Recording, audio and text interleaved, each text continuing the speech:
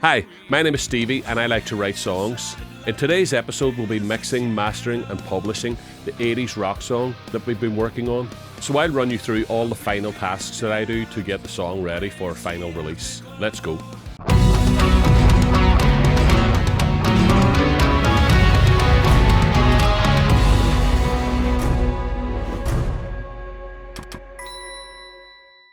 Because I have a tendency to work with a template all the time that has already been used as the final mix for previous songs, then when it comes to this stage, I don't have a lot to do, but there's a few things that I want to talk you through. I've got a new plugin that I'm going to start using, and there's a lot of sidechain things and a final test of the spectrum and loudness of the track compared to professional tracks. Right, so the first thing I want to do today is look at the vocal chain for the vocals. Now, I've always been using this RVox plugin and then the CLA vocals chain. So I've been playing about a lot with the new plugin that was available free on Black Friday, which is Waves Vocal Silk. And I've discovered that the compression settings on it are exactly the same as RVox, which means I can replace RVox and get a lot of extra features out of this new plugin. So let's try that. Let's add Vocal Silk.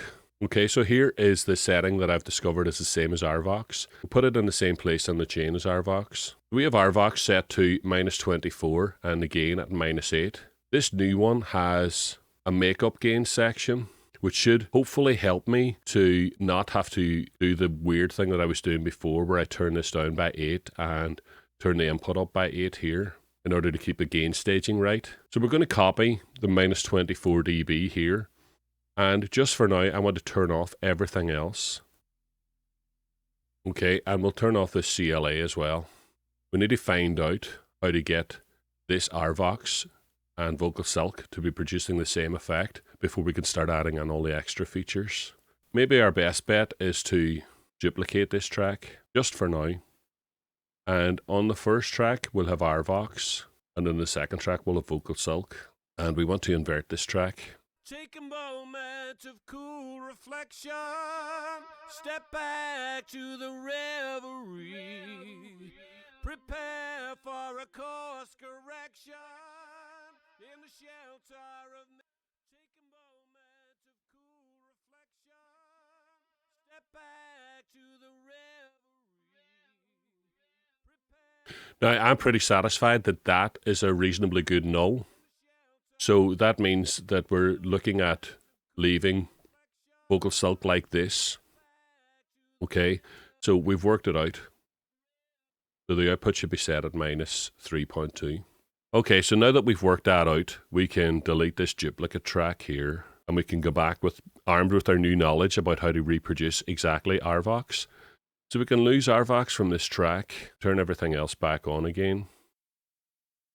And we know that this output needs to go down to 3.2. If we leave this output and don't put it down to 3.2, then instead we can take this one down 3.2. So it was at 8, taking it down to 5, 4.8. So now we're getting a vocal chain that's identical to what I had before, except I've now got these extra de-essing, de-harshing, and de-boomy frequencies.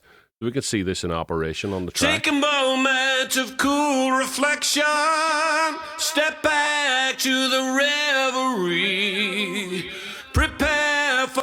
So we should get an overall more even balance on the vocal sound. So I want to apply this to all the vocals. So the first thing I want to do is remove all the plugins from all the other tracks so that I can duplicate this new plugin chain onto those tracks.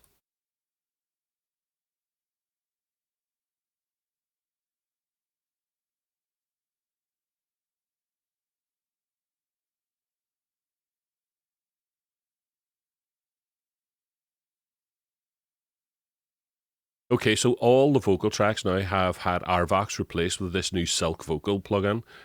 And I'll save that as a template going forward in future tracks. Now that'll be my default template. The next thing I want to do now is do some of the side chaining stuff that I like to do. So on the bass guitar track, we'll add track spacer. And what we want to do is take a route from the kick drum here. And if we drag this route button up, we can see that it turns into a jack plug. And when we drop that on, we want to make sure that it goes on 3 and 4. Okay, so now if we play the bass and drums together, we can see that there's a sidechain coming into track spacer. We don't really need to affect anything above about here.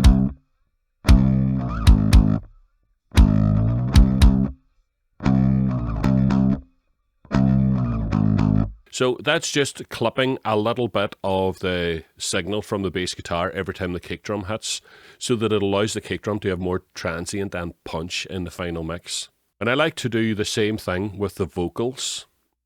I like to pull the guitars out of the way for the vocals as well. So we'll put track spacer onto the subgroup out of the guitars, and we want to do the same thing. The output of the vocals, so this right button here, drag it up, turns into a jack plug. Let's make sure it's going to do 3 and 4. Let's double check that this is right here. And let's check that vocals are affecting guitars. Take a moment of cool reflection. Step back to the reverie. Prepare for a course correction. In the shelter of take a moment of Okay, so we now have the guitars working with track spacer as well, so all is good. So I've done a bit of comparison with some of my favorite tracks on Metric AB, and nothing really is standing out to me that requires attention. It all sounds pretty good so far. Let's just check how hard it's hitting the God particle at the chorus. Where is our chorus? There's always a cause we're fighting for. Now and forever as it was before. Locked in a circular state of war.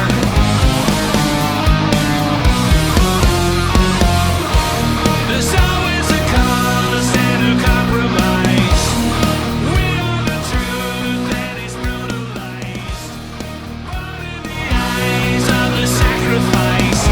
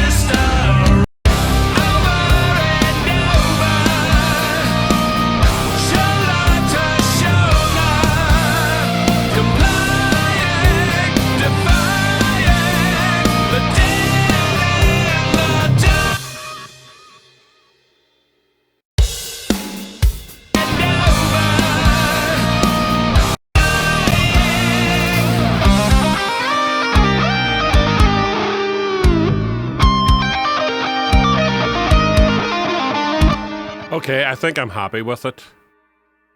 Let me hear how the song is.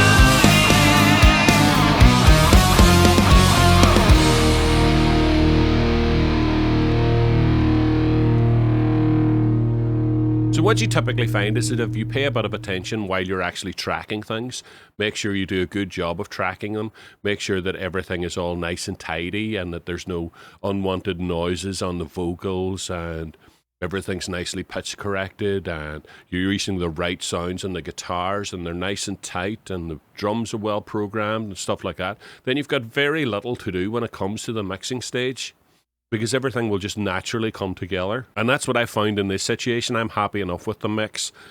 Feel free to let me know if I'm wrong about anything, if there's frequencies that are poking out to you guys, or if I've got the balance wrong between the vocals and the guitars and stuff.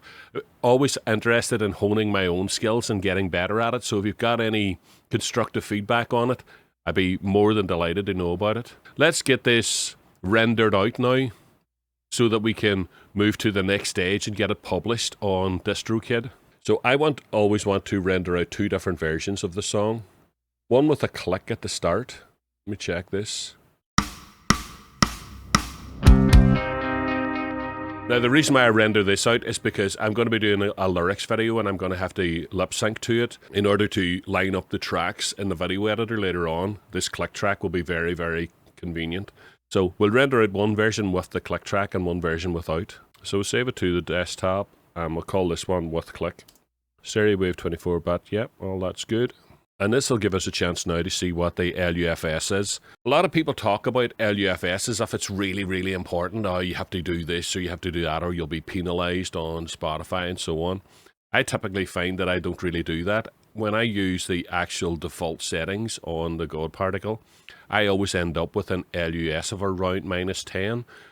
And that was always my target whenever I used to use the Steve and Slate FG mastering plugin as well, around -10. And to me, it does have the nice density of sound that you expect from sort of heavy rock music and stuff. If I was to go down to -14, there'd be less overall compression on the track. And to me, it would just sound a wee bit less polished. But that's only my opinion. How you master your tracks is entirely up to you. I've already checked how the other tracks that I've mastered and put up onto Spotify and stuff, and they all sound reasonably competitive with other tracks. So I'm happy enough with it.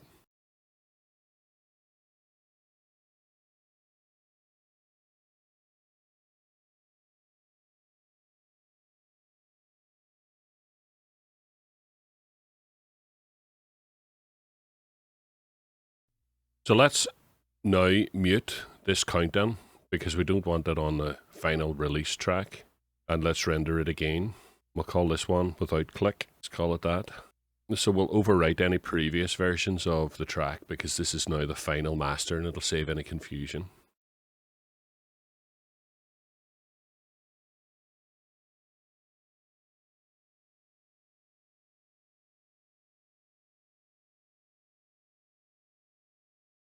So throughout the vast majority of the track, I was seeing an integrated LUFS reading at about -9, which is about 1 dB louder than what my target was. But I'm not going to do anything about that. That's fine. It sounds good the way it is, and I'm happy enough to leave it like that.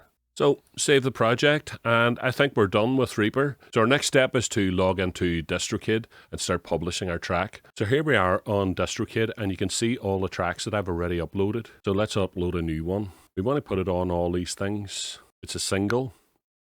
It's never been released before. Release date, yeah.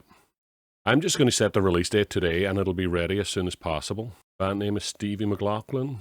I'm logged into all of these on DistroKid, so it will automatically upload onto my account. Record label, English. Primary genre, rock. Secondary genre, let's pick metal. And let's upload the album cover that we did last week. I've already made sure that my artwork conforms to all these recommendations. And let's upload our audio. It's not Dolby Atmos, I wrote it myself. Music and lyrics by McLaughlin. No explicit lyrics. No. Song contains lyrics.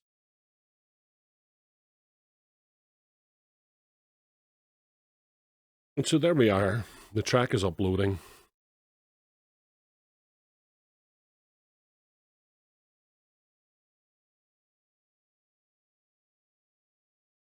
I never want to use the online mastering service. I want my track to sound exactly the way I mastered it. So let's add the lyrics.